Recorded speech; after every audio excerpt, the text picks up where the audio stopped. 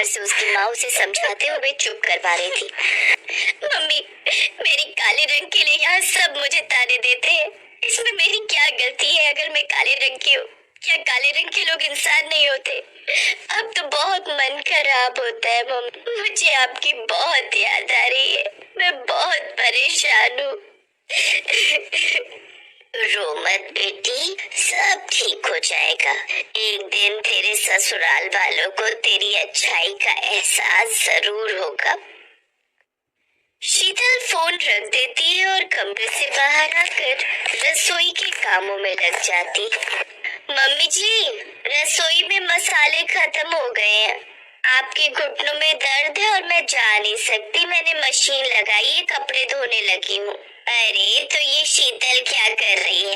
इसे भेज दे मसाले लेने के लिए। वैसे भी इसकी काली शक्ल देख देख कर दिमाग और खराब होता है। थोड़ी देर घर से बाहर रहेगी तो घर में उजाला रहेगा। शीतल, जाओ बाजार से रसोई के सारे मसाले खरीद लाओ। लाना जिसे खाने से तेरा रंग गोरा हो जाए। शीतल अपनी सास की बातें सुनकर चुप रहती है, क्योंकि ये सब वो रोजाना ही सुनती थी। शीतल बाजार तो चली जाती है, पर उस दिन बाजार बंद था। भैया, ये राशन की दुकानें क्यों बंद है? बहन जी, सोमवार सारी दुकानें बंद रहती हैं। अरे आज तो सोमवार है, मुझे तो ध्यान ही नहीं रहा। शीतल को तो ध्यान नहीं रहा, पर उसकी जेठानी और सास को ये बात अच्छे से पता थी। बेचारी शीतल बाजार में मसाले की दुकान ढूंढ रही होगी। आप शीतल को तंग करने का कोई मौका नहीं छोड़ते हो। छोड़ना भी नहीं है, मैं तो सच में उससे बहुत नफरत करती हूँ। घूमती रहने दो धूप में बाजार में, जब खाली हाथ लौट कर आएगी तो अच्छे से सुना देंगे। शीतल बहुत परेशान थी। बाजार में मसाले की कोई भी दुकान नहीं खुली थी। शीतल घूमती रही। दोपहर में धूप बहुत तेज हो गई थी। शीतल को बहुत प्यास भी लगी थी। वो एक दुकान से पानी खरीदने जाने लगी तो उसने सड़क के किनारे एक बूढ़ी औरत को बेहोश देखा। हे भगवान, ये कौन है? बेचारी लगता है धूप से बेहोश हो गई है। मैं भैया से पानी खरीद कर लाती।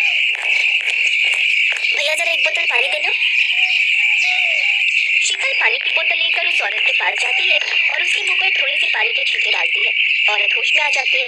शुक्रिया बेटी, तुम्हें देखकर बहुत अच्छा लगा। तुमने मेरी मदद की। आज के जमाने में कौन किसी की परवाह करता है? बेटी, एक काम और कर दो। कुछ दूरी पर मेरा घर है, मुझे वहाँ तक छोड़ दो। बहुत कमजोरी महसूस हो रही है। क्यों नहीं दादी माँ, जरूर चलिए। शीतल बूढ़ी औरत को उनके घर तक छोड़ देती है। बातों बातों में शीतल अपने बारे में बात करती है। बेटी, मैं तुम्हें बताना चाहती हूँ कि किसी जमाने में मैं एक मशहूर जादूगरनी थी। अब उम्र के साथ मैंने जादू करना छोड़ दिया है, पर मैं तुम्हारी मदद जरूर करूँगी। बेटी, मैं तुम्हें जादुई मसाले दूंगी। उन मसालों के इस्तेमाल करने से घर पर सभी लोगों का व्यवहार तुम्हारे लिए अच्छा हो जाएगा। सब तुमसे बहुत प्यार से बात करेंगे और सब ये भूल जाएंगे कि तुम्हारा रंग काला है। इससे तुम्हारी जिंदगी में खुशियाँ आ जाएंगी। पर एक बात का ख्याल रखना बेटी, ये मसाले हमेशा जादुई रहेंगे, पर हर रविवार की रात इन मसालों का जादू काम नहीं करेगा। इसलिए तुम्हें बहुत सावधानी रखनी है। तुम्हें उस रात किसी के भी सामने नहीं जाना, नहीं तो फिर से सब कुछ पहले जैसा हो जाएगा। उसके बाद ये मसाले अपना जादू नहीं दिखा पाएंगे। मैं ध्यान रखूंगी दादी माँ। आपका बहुत बहुत शुक्रिया, आपने मेरी सारी चिंता दूर कर दी। शीतल वो जादुई मसाले लेकर घर आ जाती है। मसाले इतने उस दिन सब्जी में वही मसाले इस्तेमाल हुए और जादुई मसालों ने अपना काम करना शुरू कर दिया। वाह, क्या सब्जी बनाई है शीतल बहू। चलो अब तुम भी बैठकर खा लो। सुबह से काम में लगी हुई थी। सारे सामान भी खरीद कर लाई हो घर के लिए। हाँ, बाकी की रोटियां मैं बना लेती हूँ। तुम भी बैठो और सबके साथ खाओ। शीतल हैरान रह गई। जादुई मसाले के जादू की वजह से उसकी सास और जेठानी उससे खूब प्यार से बात करने लगी। 3-4 दिन तक ऐसे ही रहा, पर जब संडे आया तो शीतल को चिंता हो गई। आज तो संडे है, आज रात मुझे बहुत ध्यान देना है। ऐसा ना हो कि किसी को पता चल जाए। मैं कमरे में ही रहूंगी। शीतल, मैं और बड़े भैया रात को शादी में जा रहे हैं। हम सुबह तक लौटेंगे तो माँ का ख्याल रखना। हाँ, आप चिंता मत करो। चलो अच्छा है, आज रात ही और भैया शादी में जा रहे हैं। मैं चुप करके सो जाऊंगी, किसी को पता नहीं चलेगा और कल सब कुछ फिर से ठीक हो जाएगा। शीतल को तसल्ली थी कि रवि और उसके जेठ दोनों शादी में चले गए हैं। शीतल ने सोचा वो अपने कमरे की कुंडी लगाकर सो जाएगी ताकि रविवार की रात आराम से निकल जाए। पर अचानक शीतल की सास अपने कमरे में से आवाज लगाने लगी।